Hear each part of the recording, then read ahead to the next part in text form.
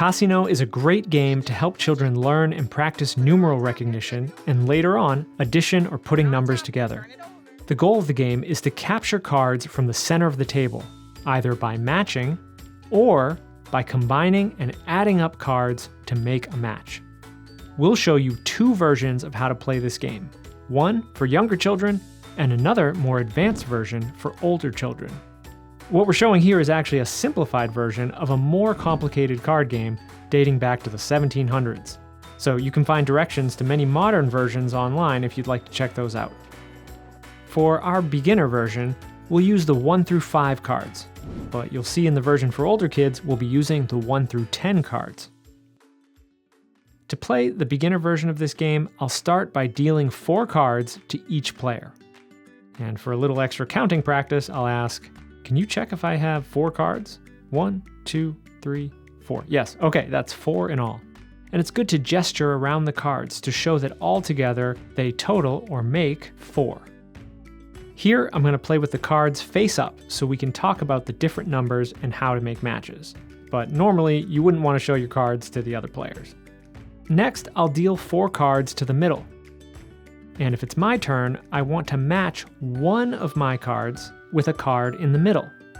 You can ask, do you see any cards in the middle that match any of these cards? Let's say I'll match 3 with 3, and that card is captured. In this version, it's also possible to use one card to capture combinations of numbers. So you could ask, what cards in the middle add up to one of your cards?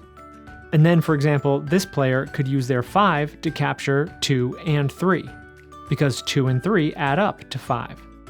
With all these possibilities for adding up numbers, you can see how this game is a great way to practice addition with kids. Now it's my turn again, and I'll have to pass, because I don't have anything that matches. Okay, and neither does the other player, so we're going to deal more cards into the middle until we have 4 cards again. We'll keep matching cards until either all of the cards have been captured, or nobody can capture anything. Then we'll count up our cards, and whoever has the most captured cards wins. For a more advanced version that you can play with older kids, we'll be using the 1 through 5 cards in the middle, and the 6 through 10 cards in the player's hands. And I'm actually going to add another deck, so that we don't run out of cards too quickly. And then I'll deal 4 cards to each player from the 6 to 10 pile, and 4 cards to the middle from the 1 through 5 pile. Now, we'll take turns capturing cards, but you can see that I'll have to add numbers on every turn to capture from the middle. So here, I can use this 7 to capture 5 and 2.